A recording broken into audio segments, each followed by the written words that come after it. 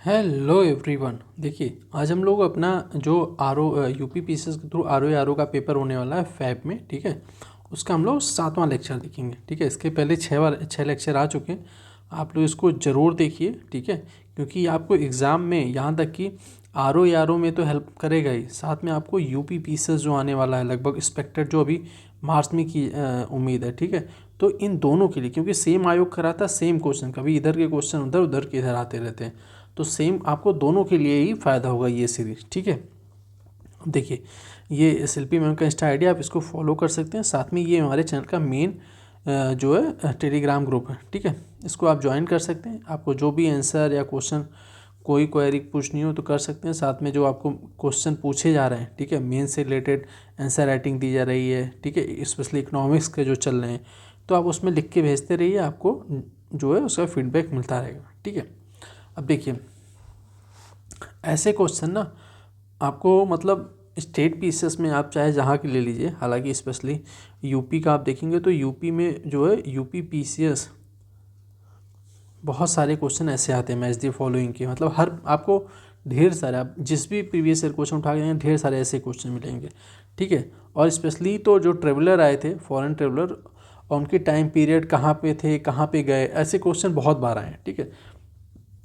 देखिए, इसमें क्या है कि एक तरफ यात्री दिया, एक तरफ भारत में भ्रमण का टूर ऑफ इंडिया, भारत में भ्रमण का वर्ष दिया, को मैच कराना। देखिए, फाहियान, हिंसोंग, अल मसूदी, इत सिंह, ठीक है। पहले देख लेते कौन किस में आया था। फाहियान फाहियान आया है। देखिए, इसमें क्या करना है, निम्नलिखित में से कौन सुमेलित नहीं है। तो ध्यान रखना है कि इसमें देख रहा है कि भाई कि एक कोई है जो सुमेलित नहीं है, ठीक है। तो इसका आंसर है डी, अल मसूदी।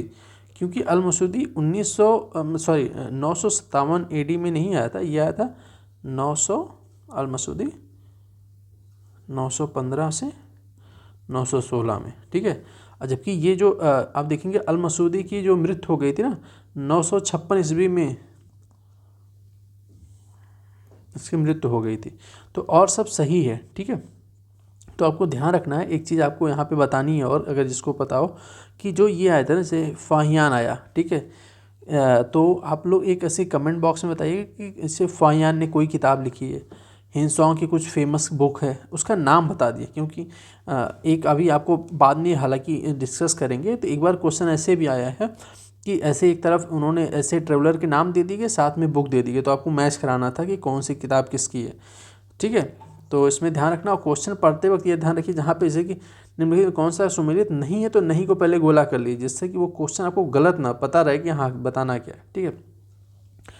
निम्नलिखित में से किस किन राजा, मतलब किस अगेन राजा को जनता द्वारा प्रत्यक्ष रूप से चुना गया था, ठीक है। हर्षवर्धन, गोपाल, यशोवर्मन, नंदीवर्मन, पल्लवमल। तो इसमें नीचे कौन सा कथन सही है, मतलब कौन डायरेक्ट प्रत्यक्ष रूप से जनता द्वारा चुना गया था, ठीक है।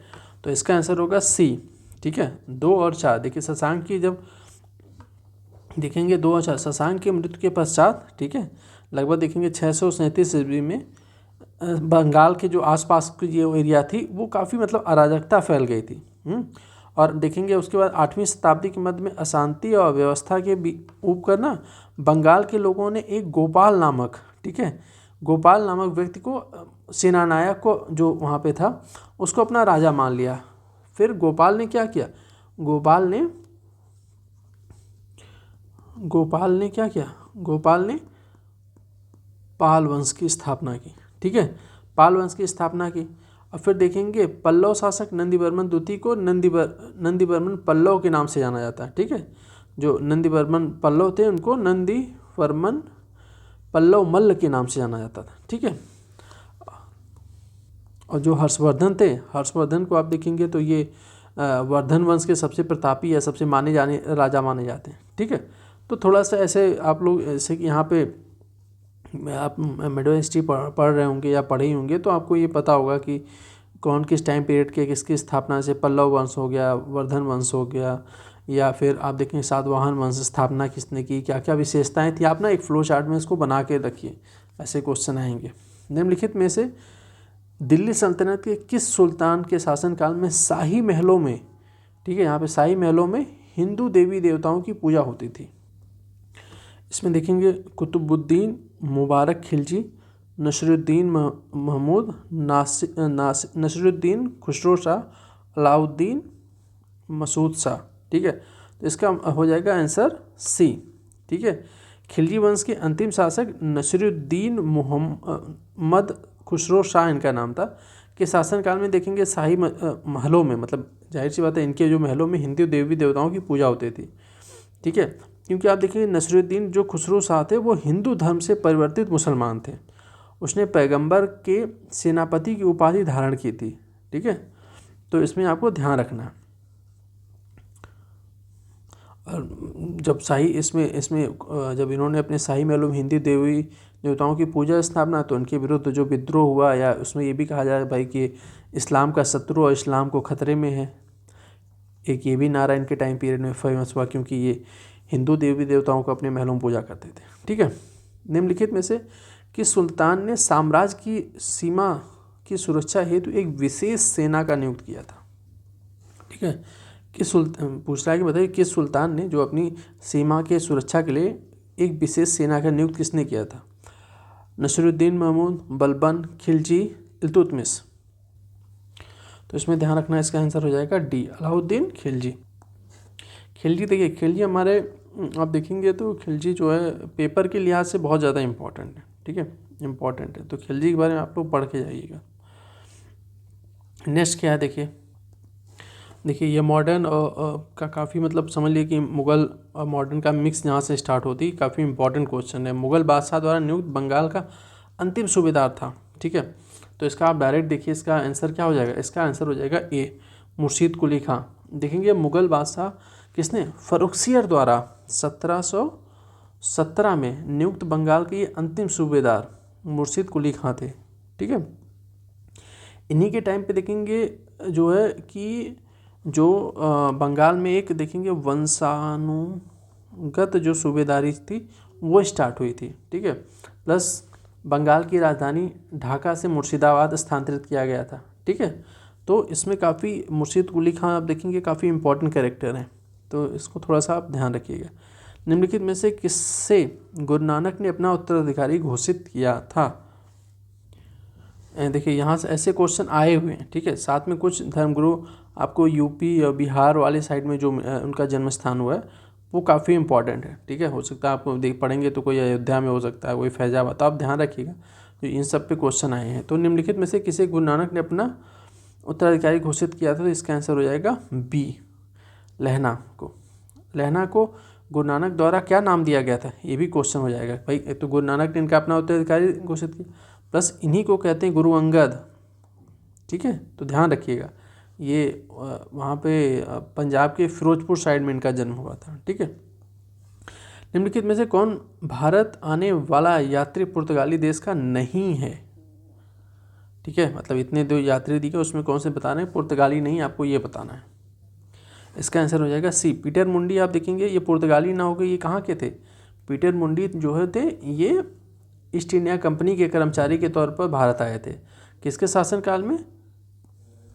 शाहजहाँ के शासनकाल में भारत आए थे। ठीक है, तो और जो है ये पुर्तगाली थे, ये पीटर मुंडी जो इंग्लैंड के थे। ठीक है, ब्रिटिश ईस्ट इंडिया कंपनी के थ्रू इंडिया आए थे उसके कर्मचारी के रूप में। प्लस अब देखिए नेक्स्ट क्वेश्चन आपको इसका मोस्ट इंपॉर्टेंट है। मोस्ट इंपॉर्टेंट मतलब ये है कि आपका इसका आंसर जो है वो तो पता ही होना चाहिए, साथ में इसके अंदर जो ऑप्शन दिए गए ना उस ऑप्शन के बारे में भी आपको डिटेल पता होना चाहिए, क्योंकि उससे भी क्वेश्चन आ रहे हैं। ठीक है, तो देखिए इसमें क्या है कि कुछ घटनाएं दी गई हैं या फिर कह सकते हैं कुछ स्टेटमेंट दिए गए, उसको दिखाना है, क्रम वाइज आपको बैठाना है कि पहले कौन हुआ, दूसरे कौन हुआ, तीसरे कौन हुआ, तो ईयर वाइज। ठीक है, पहला देखिए लाला हरदयाल द्वारा गदर पार्टी की स्थापना। सेकंड है गोपाल कृष्ण गोखले जो थे। ठीक है, Gopal Krishna Gokhale. Servant of India society की स्थापना। हिकी के बंगाल गजट का प्रकाशन। सर विलियम जोन्स द्वारा बंगाल एशियाटिक सोसाइटी की स्थापना। ठीक है, देखिए सबसे पहले तो देखिए इनमें क्रम क्या था।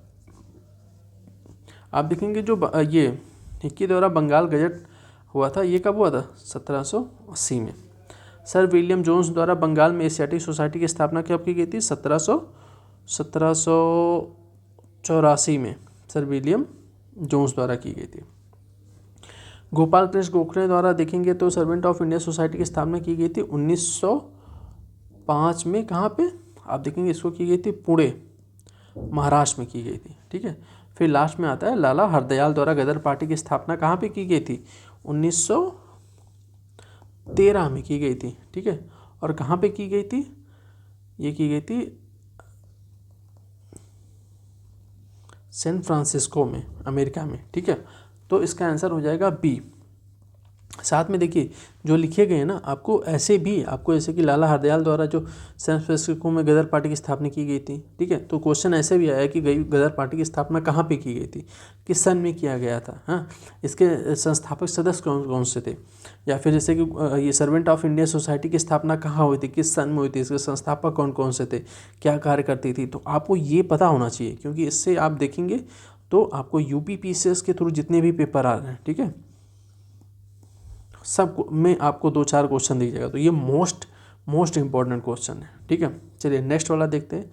फोर्ट विलियम कॉलेज के संदर्भ में निम्नलिखित कथनों में से कौन सा कथन सत्य है। फोर्ट विलियम कॉलेज, देखिए ये काफ़ी मतलब इंटरेस्टिंग और बहुत ही माइन्यूट इसमें बहुत है। अभी देखिए बताते हैं। इसकी स्थापना 10 जून 1800 को कलकत्ता के फोर्ट विलियम कॉम्प्लेक्स में हुई थी, पहला स्टेटमेंट। दूसरा, इसकी स्थापना का मुख्य उद्देश्य क्या था, इसकी फोर्ट विलियम कॉलेज की, ब्रिटिश अधिकारियों को भारतीय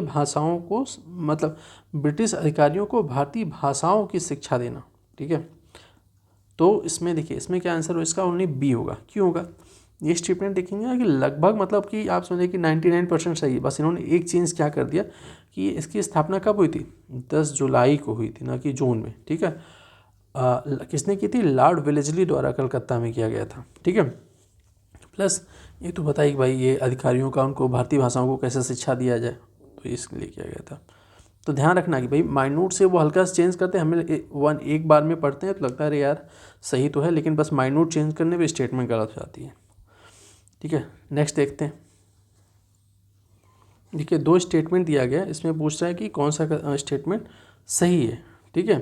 तो इसमें देखिए इसमें कह रहा है कि भारतीय प्रश्नों पर विवेचना के लिए दादा भाई नौरोजी ने लंदन में 1866 में ईस्ट इंडिया एसोसिएशन का गठन किया था, एक स्टेटमेंट है। सेकंड क्या है, सेकंड है he want to influence the British public opinion, मतलब वह ब्रिटिश जनमानस को प्रभावित करना चाहते थे, ठीक है। देखिए इसमें क्या है कि कुछ क्वेश्चन स्टेटमेंट के थ्रू ही आपको कई क्वेश्चन इसमें बन सकते हैं।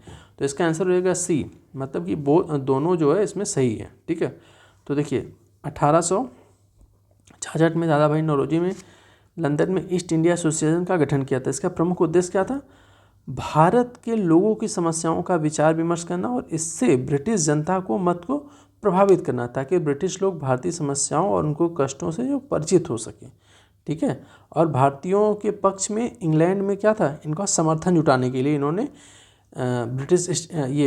ईस्ट इंडिया एसोसिएशन की स्थापना की थी। कहाँ पे की थी, लंदन में की थी। तो इसमें कई क्वेश्चन बन सकते हैं। चलिए नेक्स्ट लेक्चर में मिलते हैं।